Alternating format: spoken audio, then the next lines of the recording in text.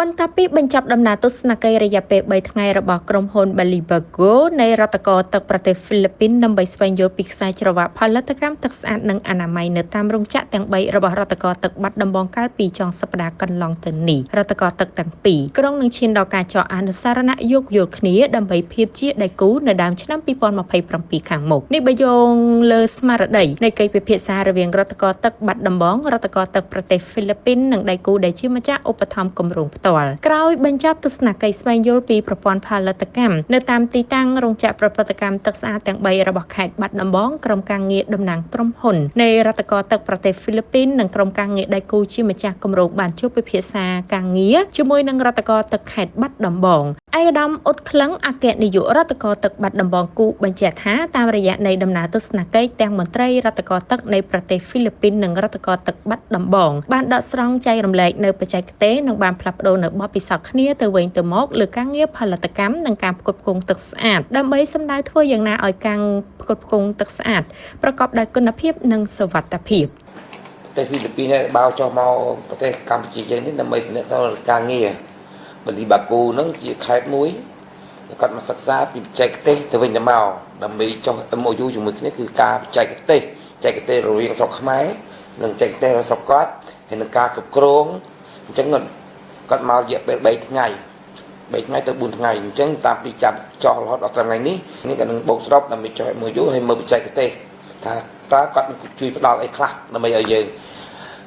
គាត់មកហើយរយៈពេល3ខែក្រោយមកគាត់អញ្ជើញរដ្ឋកោទឹកបាត់ដំបងទៅប្រទេសហ្វីលីពីនវិញដើម្បីមើលការងារវិញថាការងារនោះវាខុសពីស្រុកយើងរបៀបម៉េចឲ្យយើងសិក្សាទៅវិញទៅមកនឹងការផ្ដោះដងបច្ចេកទេសរៀនសូត្រចងក្រងជាផែនការប្រចាំឆ្នាំជាផែនការ5ឆ្នាំដើម្បីអនុវត្តទឹកហើយនឹងពិសេសរោគប្រភពទឹកតើយើងត្រូវរោគប្រភពទឹកកន្លែងណាអញ្ចឹងគាត់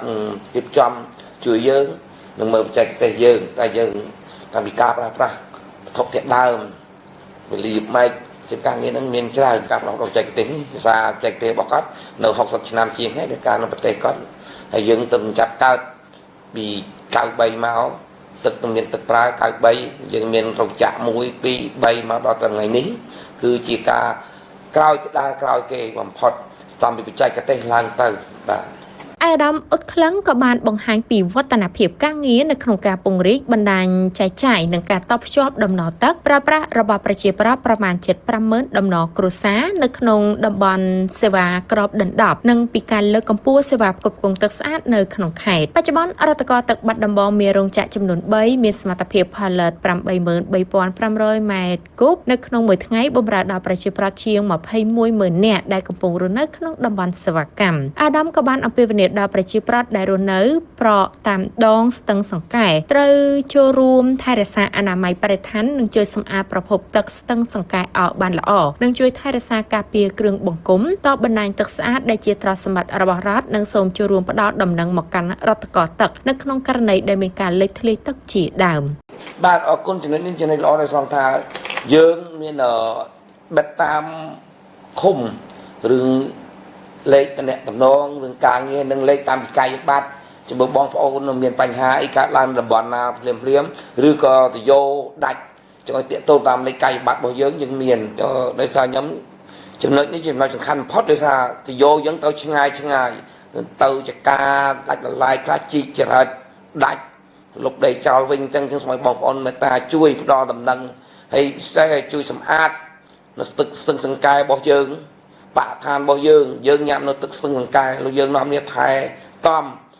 កុំយកសារ៉ាមចោលក្នុងស្ទឹងនេះជាបញ្ហាមួយដែលបំពុលសង្គមបំពុលទាំងជីវិតខ្លួនយើងដែលយើងរស់នៅគាត់ចោលទៅមានជាតិពុលជាតិទៅស្ទឹងយើងបូមមករៀបចំទៅចម្រោះឲ្យស្អាតយើងនាំគ្នាសម្អាតទៅការងារដែលយើងដាក់សម្រាប់មេរោគវាស្រួលដល់កាលណាដែលយើងបំពុលទឹកហើយការសម្លាប់មេរោគវាច្រើនអត់មកយើងទៅប្រើតែរយៈពេលតែ3នាទីទៅប្រើ10នាទីដើម្បីពិនិត្យមេរោគដើម្បីយើងយកមកបណ្ដោះហើយដើម្បីយើងដាក់ថ្នាំមកយើងសម្លាប់មេរោគអញ្ចឹងឲ្យបងប្អូនទាំងអស់មេត្តាជួយពិសេសរឿងដំណឹងដល់ដំណឹងនេះជាពិសេសហ្មងបាទទីរងដល់ថ្ងៃនេះមានខ្លះដាក់កាប់ទៅយកចោលអញ្ចឹងបងប្អូនសូមរាយការណ៍ផងបាទសូមរាយការណ៍ផងអ្នកកាប់ទៅយកចោលអញ្ចឹងគាត់អត់ការងារធ្វើយប់មកយប់មាន2 3កន្លែងអញ្ចឹងបងប្អូនសូមមេត្តាជួយផ្ដល់ដំណឹងជាបន្ត